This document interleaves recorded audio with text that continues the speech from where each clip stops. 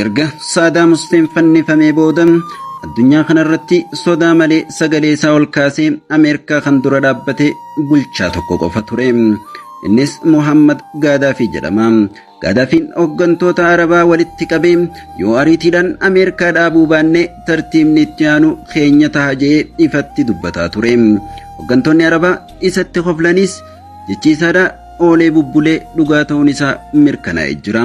Assalaamu alaykum wa rahmatullahi wa barakaatuhu. Kabajamtoota hordoftoota keenya har'a seenaa Gaadaafii qabannee dhiyaannee jirra. Ammadumatti nu hordofa. Gaadaafiin maatii hiyyeessaa waraana bilisummaa Liibiyaa keessatti hirmaatan irraa dhalate. Seenaa gootummaa Umar al-Mukhtaar dhagahaa guddachuun isaadha. Mul'ata isaa gara fuulduraa irratti dhiibbaa guddaa uumee jira. Liibiyaan harka bittaa Xaaliyaanii fi mootota fakkii namaa ashaangulliitii ta'an jalaa baatus uummanni isiidha hiyyummaa keessa jiraataa ture.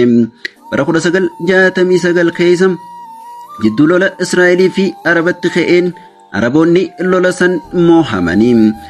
Lola Arabaa fi Israa'el jidduutti deemaa ture san nugusni yeroo san Liibiyaa bulchaa ture.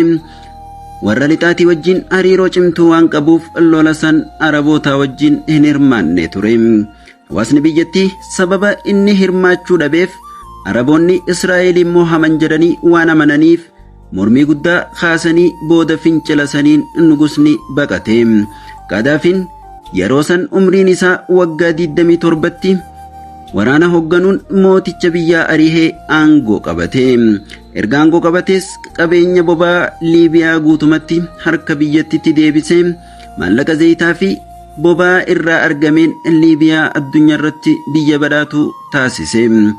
Lammiileen hundi manni jireenyaa bilisaan akka kennamuuf namni konkolaataa bitachuu barbaadu mootummaan walakkaa akka kafaluu fi dargaggoonni fuudhan gargaarsa guddaa miiliyoonaan lakkaa'amu akka argatan taasise.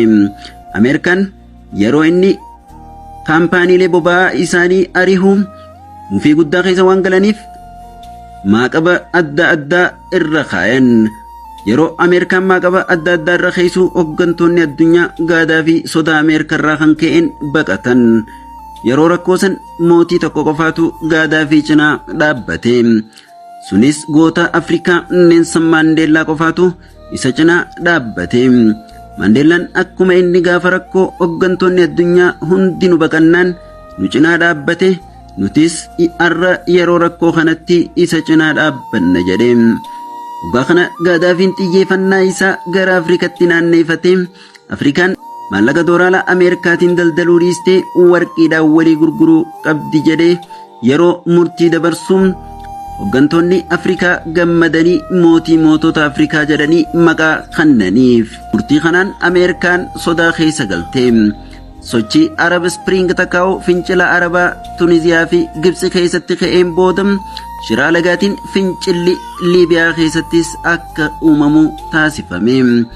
Waraanni neetoo fi humnoonni finciltoota Gaadaafii irratti duulanii dhumarrattis Gaadaafiin bakka itti dhokatee ture as bahee haala gaddisiisaa ta'een ajjeefame. Erga Gaadaafiin ajjeefame booda Liibiyaan diinagdeen isiidhaa zeeroo ta'e. Waraana ummata jidduutti ka'een namoonni miiliyoona tokko ol akka du'anis ta'ee jira. Biyyittis addunyaarraa bakka jireenya ummataatiif hammaattuu fi ardii finciltoota taatee jirti. Hawaasni Liibiyaa hanga ammatti guyyaa Gaadaafiin itti wareegame san kan abaaran yoo ta'u, shiraa Ameerikaan xaxxu dhaggeeffatanii hoogganaa hiyyummaa keessaa isaan baasee isaan qananiisu ajjeesan. Beela danda'utu quufa danda'urra ulfaata akkuma jedhamu warri Liibiyaa quufa daddabanii Gaadaafii ajjeesan. Gaadaafiin hawaasa muslimaatiif maal gumaache yoo jenne filmiin Arrisaalaa biyya isaa keessatti akka hojjetamuuf doolaara miiliyoona 10 ol kan gumaache yoo ta'u, hooggantoonni biyyoota Islaamaatis akka tokko ta'aniif carraaqaa ture.